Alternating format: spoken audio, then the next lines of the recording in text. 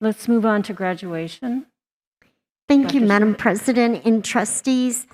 These folks look great on the big screen, but we're going to move them to the side for a moment because I asked Mr. Cluley to help us share just 2 or 3 minutes of voices from graduates.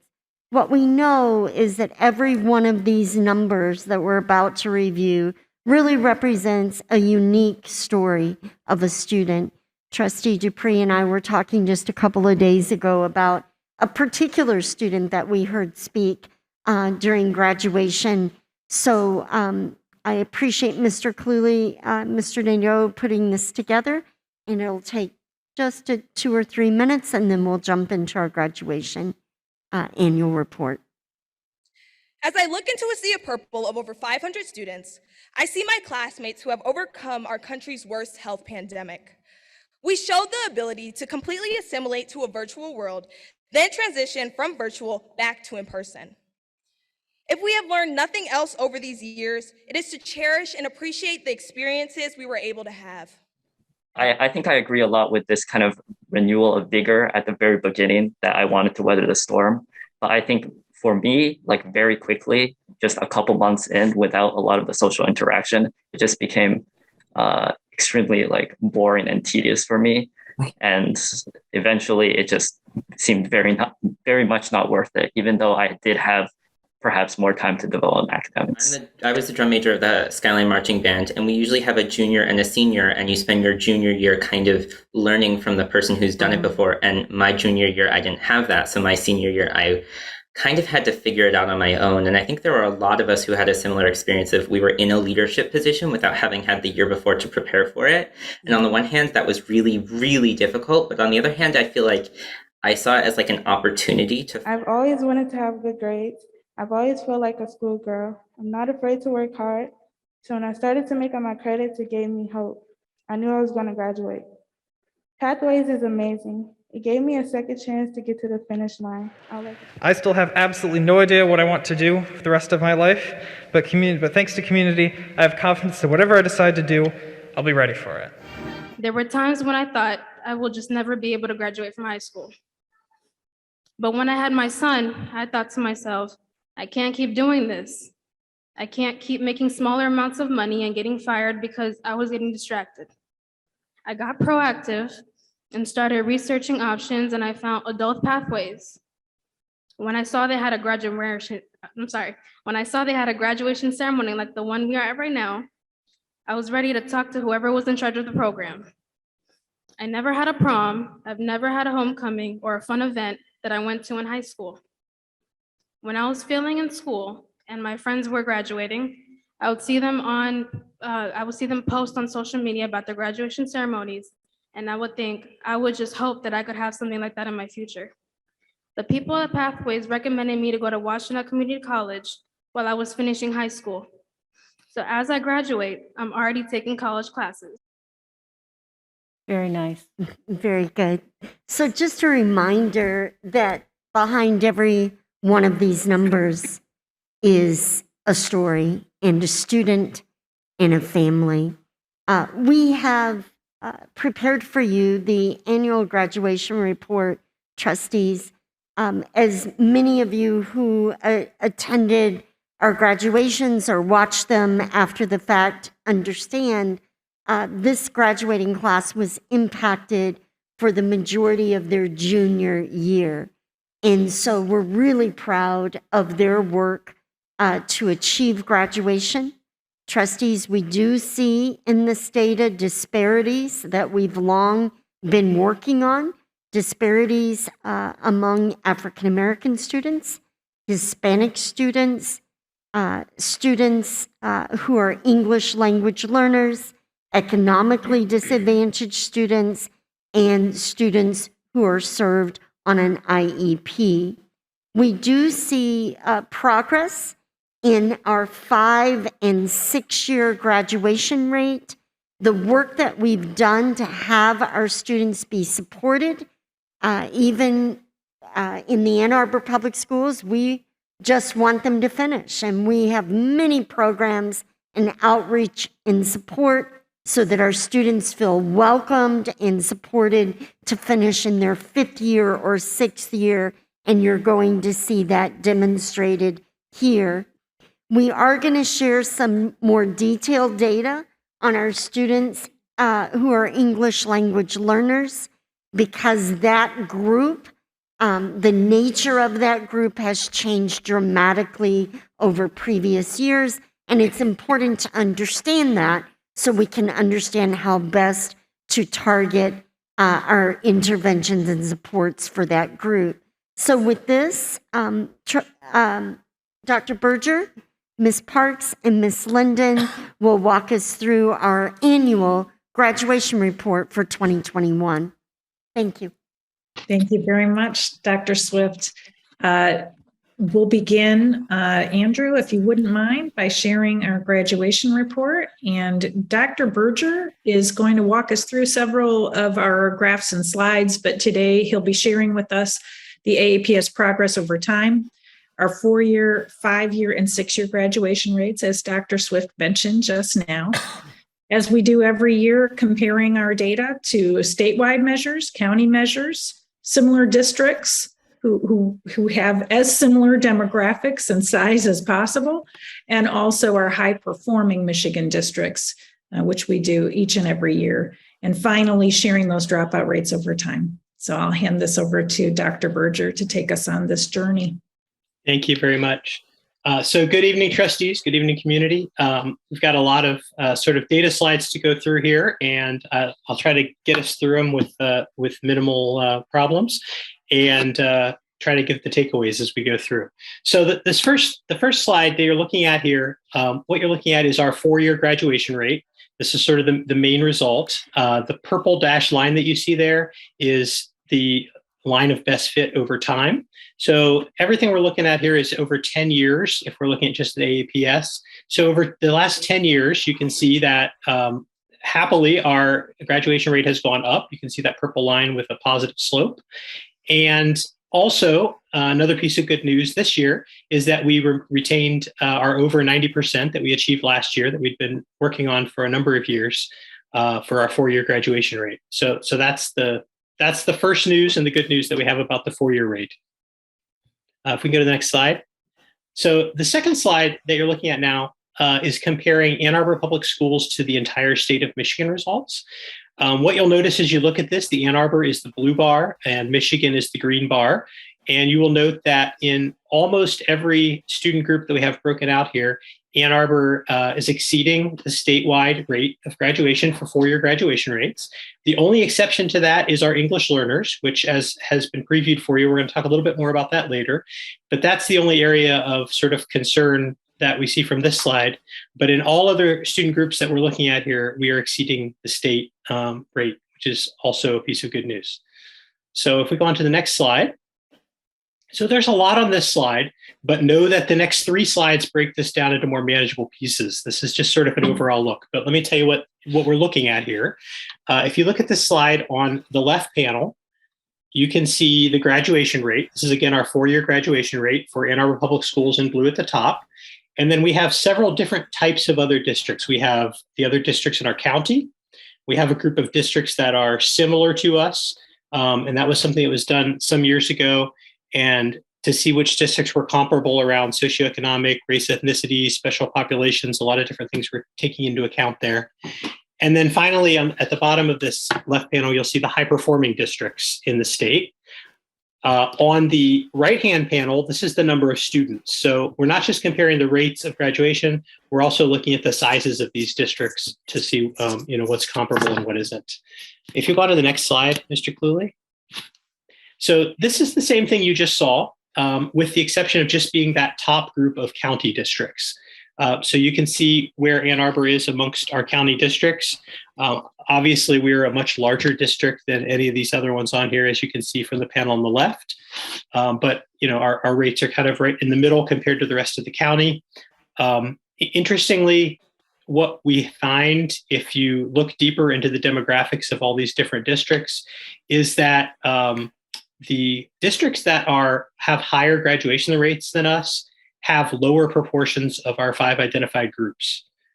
Sort of a I guess for lack of a better way to say it, it's sort of an indictment on the U.S. education system that's so determinative.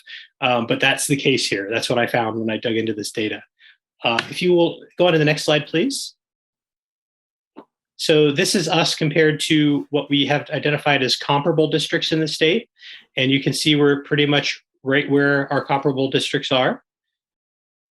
And if you go on to the next slide, this is us compared to high-performing districts.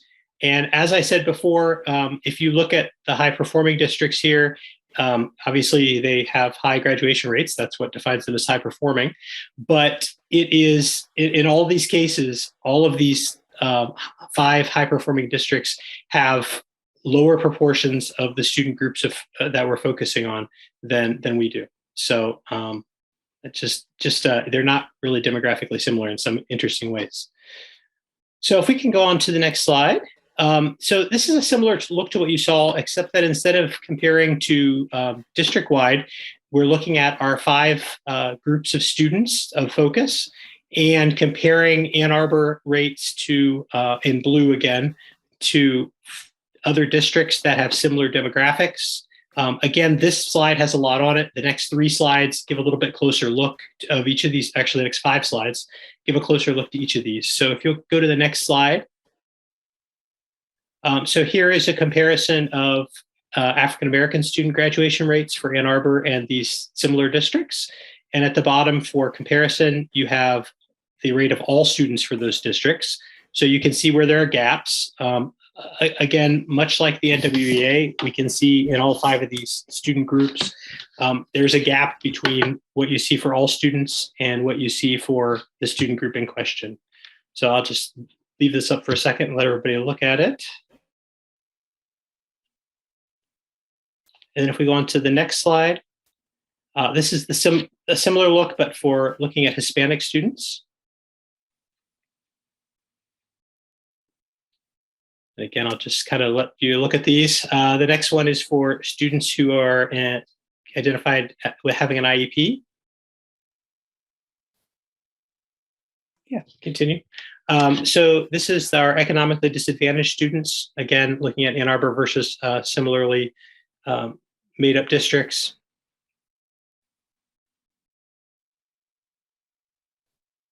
And then the last slide in this set shows our English learners. And you'll note that the English learners are a little lower here. This is something that we'll come back to again later. There's quite a gap between our overall and our English learners here.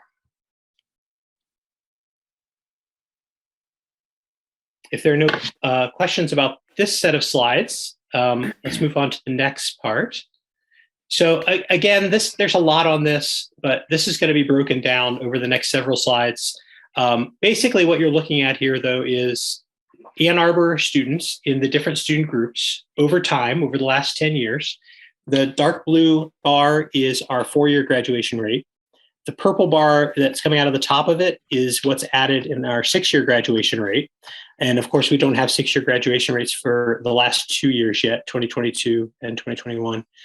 And then the purple line, again, is a 4-year trend line. And the next several slides will look at these more closely. So if you can go to the next slide, Mr. Cluley. So I'm just going to take a second and explain what's actually on this slide because there's a lot of stuff going on here. The blue, this is partially what we saw on the first slide of the night. So the blue bars are the same we saw, our 4-year graduation rates. And the purple dashed line is the same thing we saw there. So that's our increasing graduation rate over time. The green bars that you see coming out above the blue bars are the 5-year graduation rate, and the purple is the 6-year graduation rate. So that kind of gives you a sense not only of what we get at the 4-year point, who we get across the finish line to graduation, but also who we manage to continue to get over the finish line over the next year or 2 years. So this is all students. If you go to the next slide, this is going to be the same thing, but for African-American students. Now, there's a good news, bad news here. The bad news is obviously these bars are lower. Our graduation rates are not as good for our African-American students. But you will also note that the trend line over time is going up, and it is going up at a faster rate than all students. So on a long enough timeline, if this trend continues to go as it's going, we should catch everybody up with everybody else. And that's sort of the goal, to ameliorate this difference. If you go on to the next slide, then here is a look at our Asian students. The graduation rates across the board are fairly high here. And again, you can see that the trend line is going up slightly over time. So we're increasing our graduation rates for this group of students as well. I will just point out that there's also an N at the bottom of each bar. That's the number of students in the cohort that we're looking at. If you go into the next slide, we're looking at Hispanic students. Again, the bad news is that these are lower. The good news is that our rate is increasing, and it's increasing at a little bit higher rate than overall. If you go to the next slide, we're looking at students of 2 or more races. Again, we have a trend line that's improving, and that's the case in almost every student group, with 2 exceptions that we'll be getting to in a little bit here. If we go to the next slide, our white students, again, increasing graduation rate over time. Thank you. So special education students are shown here. Special education students are a little bit specialized in that often you can see that 5-year and 6-year rate increases a lot, the number of people who we have graduating. A lot of the programs end up allowing people to stay a little bit longer to finish. That said, our 4-year rate, you'll notice the trend line is going ever so slightly downward. So that's, I think, something that I kind of want to put a pin in to keep an eye on. And if you go to the next slide. Our economically disadvantaged students, our graduation rate over time is improving. It is increasing, and it's increasing at a faster rate than the overall, than the all students group. So again, that's a good sign for catching up. If we continue to the next slide. So our English learner students are here. So again, these bounce around a fair bit, and part of the reason for that is because we have smaller ends. So you end up with a little bit more turbulent data, but this is our most negative slope line over time. So I think this is the area of most concern, figuring out how to help these students graduate. And I think that our next slide then, Ms. Lennon is going to speak a little bit more to what we've seen in the change in our English learner students and how the population has changed over time. Well, this is where I get to hop in and share a little bit of the context about our English learners in the Ann Arbor Public Schools.